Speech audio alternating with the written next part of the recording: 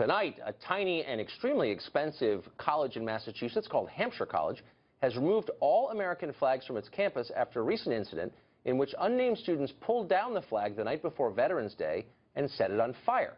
Henceforth, says the school's president, no American flags will be flown on campus. Getting rid of the flag, he wrote, and I'm quoting, will enable us to instead focus our efforts on addressing racist, misogynistic, Islamophobic, anti-immigrant, anti-Semitic, and anti-LGBTQ rhetoric and behaviors. Joining us now is Hampshire College student Daniel Vogel, who was in favor of removing the flag, though didn't burn it. Daniel, thanks a lot for coming on tonight. So I want to read you a quote from you. This is to the Amherst Bulletin, and you said, think about the groups who use the flag, from police officers to the U.S. Army. These are the forces on the ground that make oppression happen. Now, the obvious point is, obviously, if the police and the Army were to go away, sensitive college students like you would be eaten alive. Let me ask you a deeper question, which is, you find America unfair? Okay. What's a fairer country? Can you think of a country where you'd rather, for example, go on trial for a felony?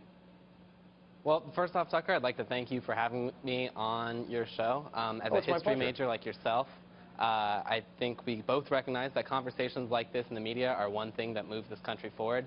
And as a student working hard to become an American history teacher, I'm really excited to show this interview to my future students as representative of the difficulties of the democratic process.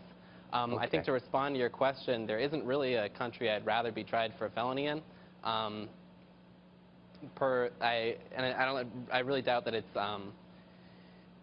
it's not really about me, you know. It's about black people and people of color in this country who, if they were tried for a felony, are much more likely than me to be put in prison for that. Okay, and I'm sure there are plenty of countries. I'll shift the question there. And by the way, I'm not arguing, never would argue that there aren't inequities here, that it's a perfect country or anything like that. Of course not.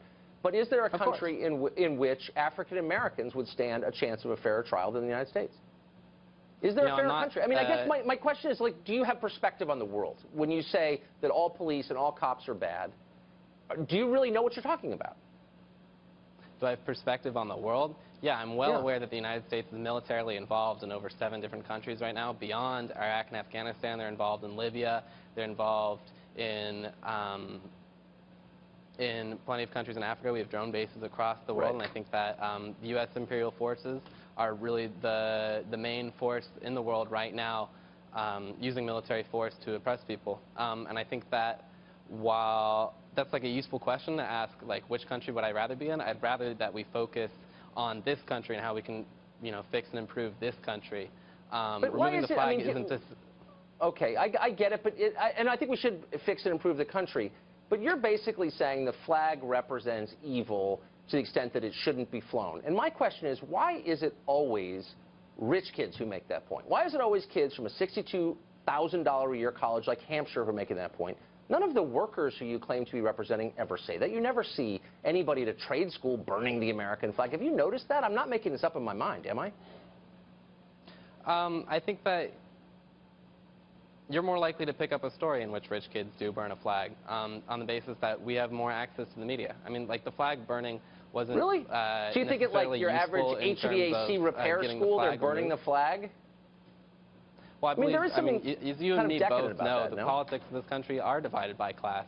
And there is, like, a definite inequality in terms of where liberal thought is. And I think that no matter the question of the class of the students who did burn the flag, and I would say that Hampshire College is fairly generous in terms of its financial aid circumstances, and while I don't know the student that burned the flag, I also don't know the class that they did come from. Really? Because I have some sense. What's the median family income in this country? Do you know? The median family income in this country? Yeah. What does the median family make?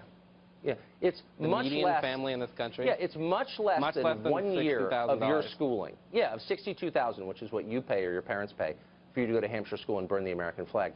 It's much less than that. And so I just wonder if you understand the bounty that you have, the good deal that you have, the excess that you're benefiting from. Do you get that at all? Oh, no. I am 100% privileged to be at this institution. And I think that I have to recognize the fact that the wealth of my parents that was able to pay for this institution was garnered off of slavery and was taken from exploitation. The land that I live on was taken from Native peoples, and the land that I live on back in Portland, back home, was taken from Native peoples. It's the wealth of the people who've who've been oppressed and who've had things stolen from them that allow me to go to this institution.